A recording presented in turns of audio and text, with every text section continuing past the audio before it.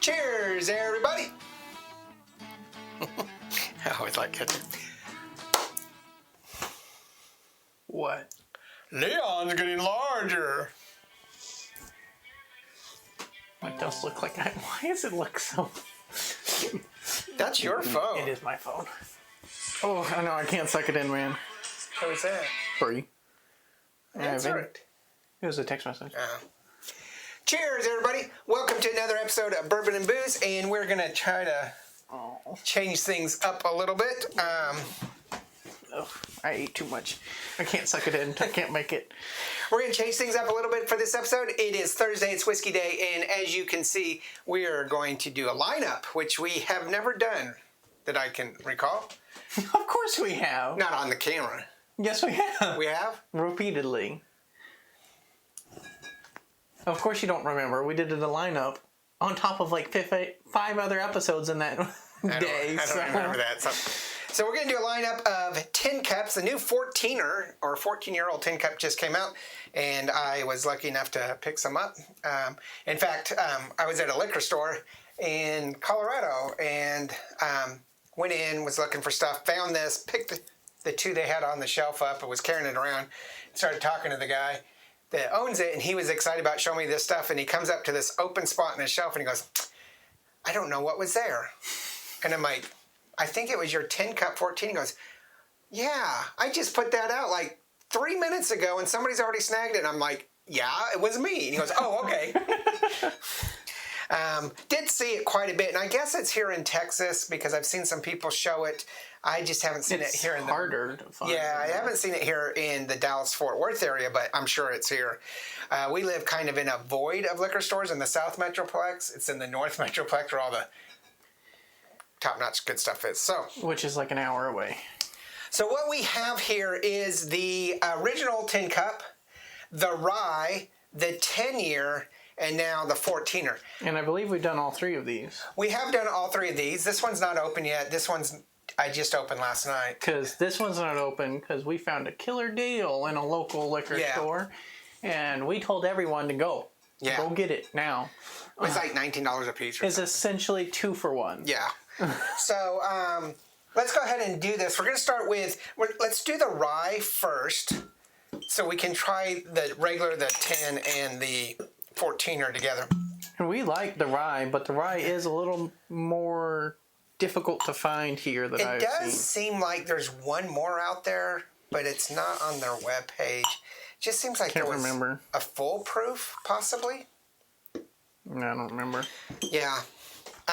So the rye and the regular, you'll get between $20 and $30, depending on what store you go to.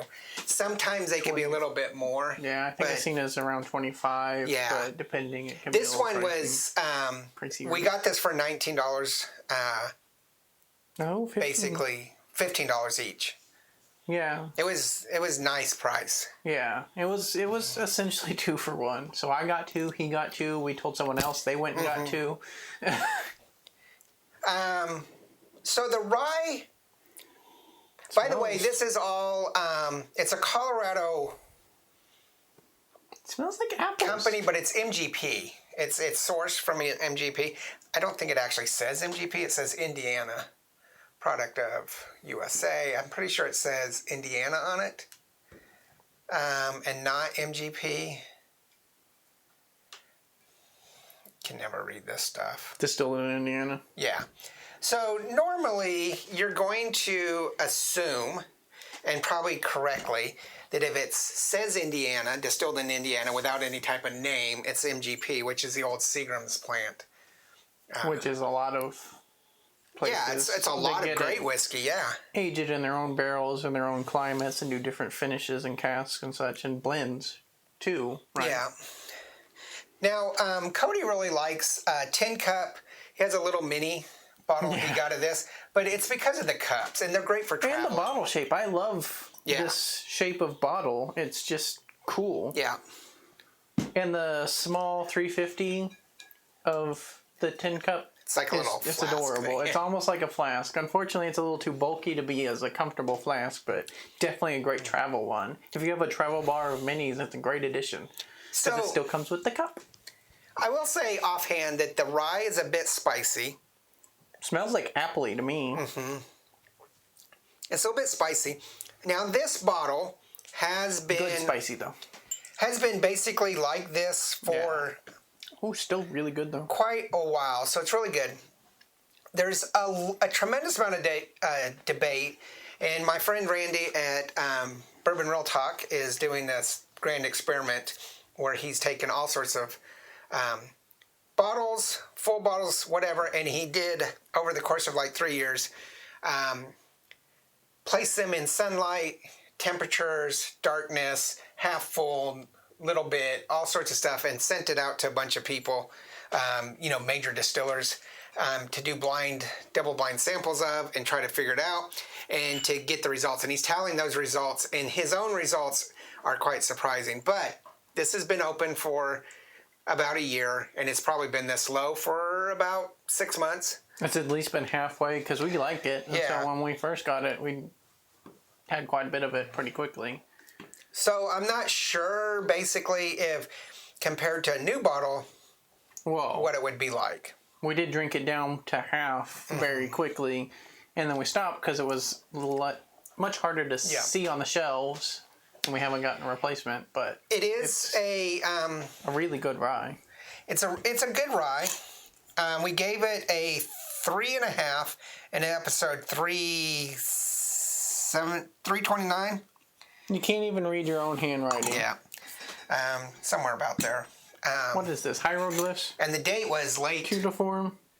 August of 21 is when we opened that bottle. Caveman fingerprints? Not my favorite rye, but I like it. Not my favorite rye, but this, I really want to get one for my own bar. Yeah. To have as a great drinking rye, because it's delicious. In fact, the reason I bought this one, this will be our second bottle, is because I bought this, and I'm like, well, my wife's like, well, you might as well get this, because this is really hard to find here in Texas. And we're like, well, at least in our area. And she's like, you might as well get this so you have the complete It's set. a little bit more pricey, so when you do see it, it's usually at the big box stores, Total Wines and Specs. But when we're there, we're like, well, this is a little cheaper, so we might as well get something we never had before. Yeah, and we hardly ever buy a repeat bottle of stuff unless it's something like I will do Monkey Shoulders and Duke. Sometimes I will do Sazerac rye because I like it. Did Ancient Age for a while. Yeah, Ancient Age is always a good thing to get for a daily drinker. And then you're going to keep a Wild Turkey. Yeah, because that's our cocktail mixer. Even if it changes and no longer is our cocktail, you're going to keep at least one bottle of Wild Turkey.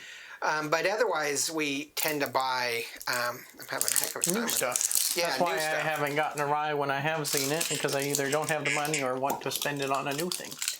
So if I remember right, we gave this a 3 as well. I think so. Maybe even higher. I don't know. You didn't put a sticker back on it? No. No one saw that. There might actually be one open somewhere, and I just opened this for no reason. I think it's really low. It was low, but you may have finished it. Yeah. Just make sure to keep the bottle and the cup, because I will take them.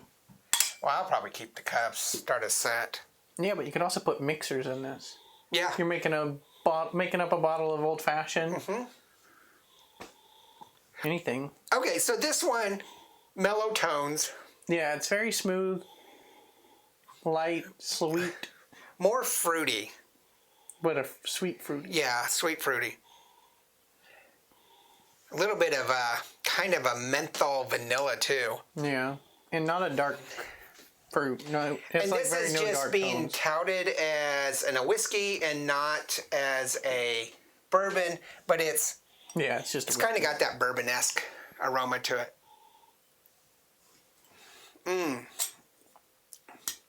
Really good. Does have a very good, strong bourbon vibe to me.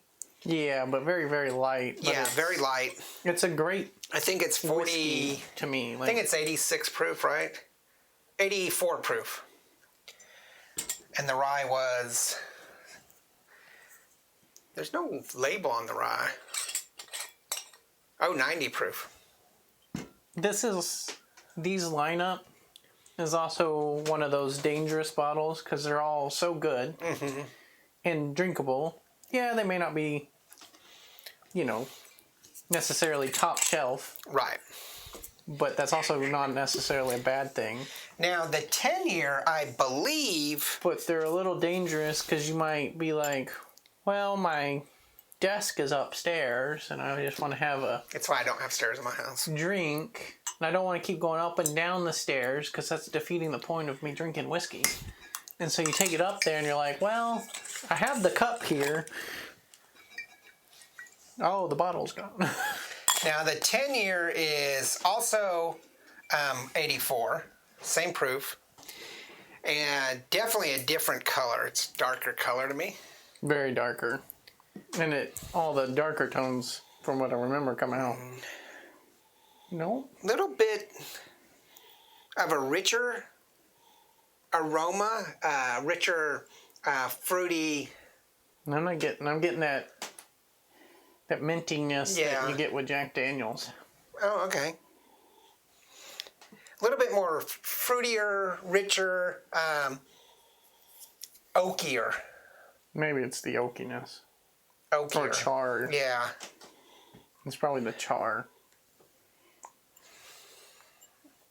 Now, I was going to say this, and I don't know if I finished it, but I believe... The flavor, though, is more depth. Yeah, and better complex a little smoothness.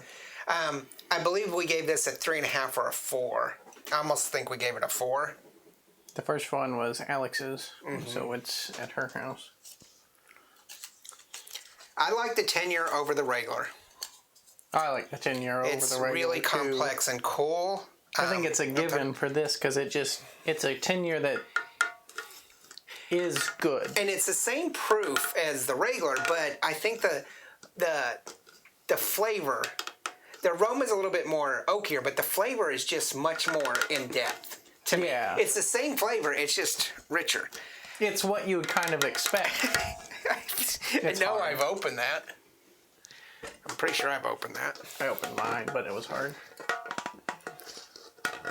This is the first time I've seen Tin Cup in a tube, which I value when I travel. You gonna get it? Eventually. There we go.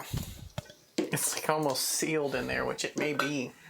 That's probably why. Yeah. It came from Colorado, and it may have just a good enough seal that it sucked down on itself Again, with such a lower pressure. 14 years and 84 proof, so we're dealing with the same prooferage. Here's what I really wish was that, let me put this down. So, one notable thing that I saw on this, just before I forget, is you have paper labels on the front and the back, whereas on the rest it's clear. Uh-huh. Just glass and no sticker. Oh, on the... No seal sticker to say that it's not been opened. Oh. All of the other tin cups... They're all sealed on the inside, though. Yes. But they also all have this tab. Oh, yeah. Where you break the tab and twist off the cap.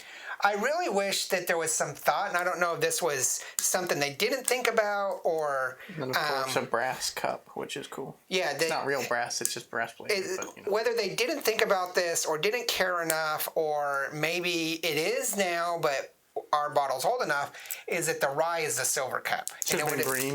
Yeah, I wish the cups were all different. Yeah, the rye would be nice if it was a bit different of a color. Now, you mentioned that you need to pick up the rye. Yes. Because you don't have it. Maybe so it will. may be different. Ooh, this cup feels sturdier too. It looks like it's just plated to me. Really like the cups. Of course, this one says Tin Cup on it. This one doesn't. It does. It's got the symbol on the inside, but not on the outside. There is no symbol on the outside. But this one says. Oh, that's the only one that does. Yeah. So it's fine. I find some inconsistencies. Which are thing, superficial. What did you just... got to stop doing that. What'd you do? I was going to make an inappropriate joke, but I'm not. With the Glencairns fell. Yeah, but didn't break. No, they've done that twice. It just bounces off the shelf and then hits the ground. Which is a metal shelf. I kind of wish on the 14er, since they have a brass colored one, that it was literally brass. Or bronze. Or gold. Or copper. Because Colorado's famous for gold mines.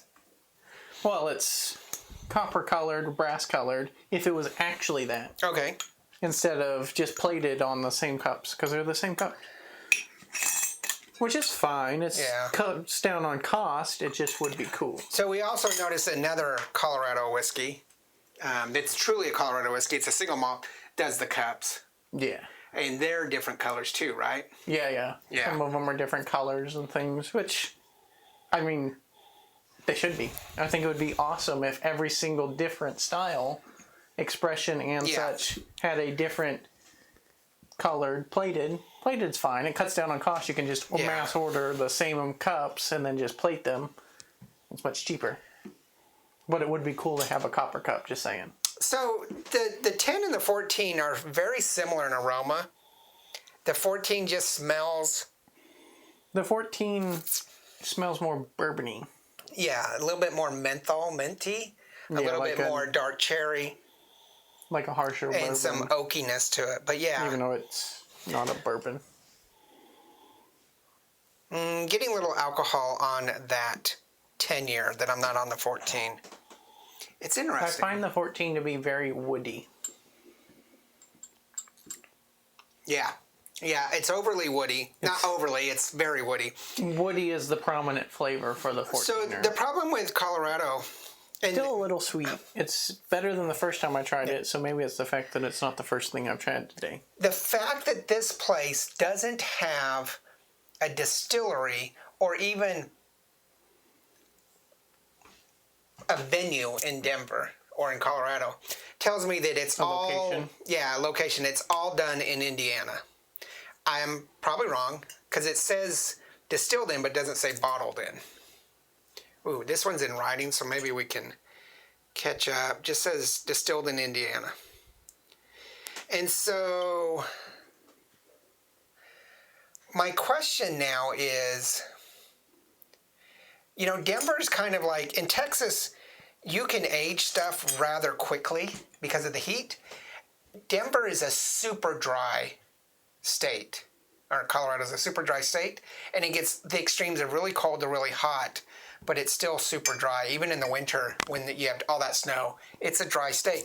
And so it plays havoc with this stuff, with the barrel going in and out. So, what? Right here. Tin Cup Whiskey is a marriage of two great American whiskeys, straight bourbon distilled in Indiana, and Colorado single malt, each aged in number 3 charred oak barrels. So I wonder who the Colorado single malt is. Probably the other one with the tin cup. Could be. And I went to the other one with the tin cup last week, and they didn't say nothing. True. And they didn't sell them. But it also could be other single malts. Yeah. That's interesting. If you guys know the answer to that, I would love to see that in the comments below. I feel like this was in the original episode that we covered a long time ago. Yeah, it would have been 5 years ago. Yeah, it's been a while. Yeah. So. But I do like the 14 out of the lineup. Can you tell we didn't do the research as much? I like the 10-year, I think, over the 14. I like the 14 over the 10, so just give me year 14 that I spent a fortune on. Though I still like the 14-year, and it's really, well, maybe it's just that the first one I had, it was very oaky, but maybe it's just because it's the first thing I had that day. So this lineup here, and this style of whiskey reminds me of the Bullet lineup, how you get up. And I like the 10-year Bullet rather well, the Master's Bullet, the Master Distiller Edition. It's probably my favorite, this one here. And this, the Blender Select. This reminds me a lot about the 14. And I would say if you like Bullet, you'd probably like this lineup. And if you like this lineup, you'd probably like Bullet because they are very similarly priced on at least their mainstays and are decently good. So back to the 14th. 14th? The 14. The expense of it is going to be a 1 barrel. I think it was $70. I think the aroma is very bourbon-esque, like we said. Yeah. It's got some dark cherry, some wood, a lot more wood than the other ones. It also has some menthol spearmint to it. and probably some apricot or pear, a little dried stone fruit. And I would say that it's probably a 3.5 on aroma. It's not as intense as I thought it would be from this. Going from this to this was much more intense. So I'm going to say it's a 3.5 on aroma, and it's probably the 4 on flavor. The 14er isn't this aged 14 years. What is it? So it's a collaboration of Colorado's Majestic 14ers. This is straight bourbon aged for 14 years in new white American oak barrels. Okay. And then cut to proof with Rocky Mountain water. Okay. Did you not research this? So that's why it tastes... Why am I researching off the back of the bottle? So that's why it's very... It's very different. It is a bourbon. It's just bourbon whiskey. Yeah. So... Which is why I say it's a lot more bourbon-esque. I wonder why. It is very bourbon. I like this one better out of the lineup. It's growing on me. The rye is something that I love rye, but this is something that I would probably choose something else over this rye. Yeah, but you like really spicy ryes, where this is a fairly middle-of-the-road rye. It's a rye that distinguishes itself very well in the family, but it's neither overly prominent nor under. So I'm going to say this, this was a 3.5, or 3.5. This was probably a 3.5, 4. I think this is a 4 overall. Yeah, it's actually, it grew on me very quickly in this glass, which is odd. It usually doesn't do that with me. So this is coming out on a Thursday. You're watching it. You should release it on the 14th. That would be a whole month away. Yeah, but it would be cool. Yeah. So this is coming out on a Thursday, which you're watching on a Thursday. But we have in the progress, I've got the equipment. I'm setting it up. I'm just rearranging some space. I have another office studio, and we're going to be starting a podcast. I'm going to set up a podcast channel, or I might just do it with the YouTube podcast. So it'll be a separate playlist type thing is how YouTube does it. And so Cody and I are going to be doing basic chit chats and stuff and talking about whiskey and whatever, but preferably whiskey and movies, TV, but mostly revolving around whiskey. And this would have been a great thing to do in the podcast as our first episode, but I wanted to get this out for the 14er. I like to be a little bit ahead of some people who also put stuff out. I don't really watch theirs, but it's kind of a fun... It's going to be embarrassing. It's kind of a fun game. We were going to do... all the coincidences that end up popping up to where you don't even watch each other's videos, but you still end up tracing each other. Right. This past Saturday, you might have seen One-on-One with Randy Sullivan. He runs the Bourbon Real Talk. And I'd mentioned to him that we had in the works episode, why we had so many of one bottle. And I said we're doing an episode on does store selects matter? And so we have a bunch of different store selects. And he's like, I'm doing that too. I need to get it out before you. And I'm like, no, I got to get it out before. Well, he dropped his, so he got me. So we are going to look at doing some podcasts. So let me know what kind of things you want us to talk about. Obviously, talk about these in the comments. And Cody's right. I don't do much research, but times are changing. I'm down to just... Well, life gets busy, and sometimes you just want to drink it and not get spoiled. Yeah. And we were definitely wrong on literally every one of these, because according to the back of the bottle, which, as far as I know, at least on the back of the bottle, it should be accurate because that's part of the legal requirements, is this is just straight rye aged in Indiana. Right. Cut with Rocky Mountain water. Yeah, I think all of them are cut with Rocky Mountain water. This one is just...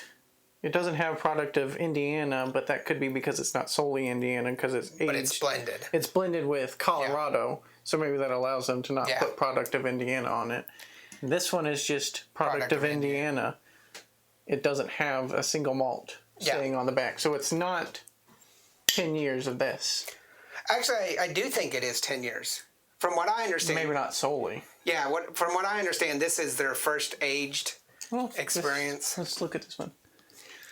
We're going to end this episode and Mr. Anal Retentive Perfection. What? You're usually the person that's like, what's research? Plus, there's like cards and I'm stuff. a one-man show, by the way. Is there pop-up books? Yeah. So let us know what kind of podcast stuff is. Let us know more information about these. Yes. I think there's a fifth one, but I'm not sure. It might have been a Maybe barrel just selector. been a Special. Kind of like, if you didn't know, there was a Bullet 12-year that came out and disappeared. And it's not even on their webpage, but there was a Bullet 12-year. Well, and we then missed there's out on those, like the Jack Daniel's winter one. Yeah. It only comes out a certain time of year. So just, what we're saying is leave some comments, send the love. Don't be critical, be constructive. We always like those. Do our work for us and do the research in the comments. No, don't do that. But look forward to those podcasts. Also, make sure you do hit that like and subscribe and share the channel. I suggest you go buy some tin cups. They're good. Kind of recommend every single one of these. Yep. Not kind of. We do. So, all right. So we'll let you go. It's a great lineup to have, and they're super cool. I'm going to keep rambling and cutting them off just to annoy them. Yeah. Remember, there's no bad whiskey, and I'm finishing off with the 14. Remember, there's no bad whiskey. There's only good whiskey and great whiskey. Cheers. Cheers.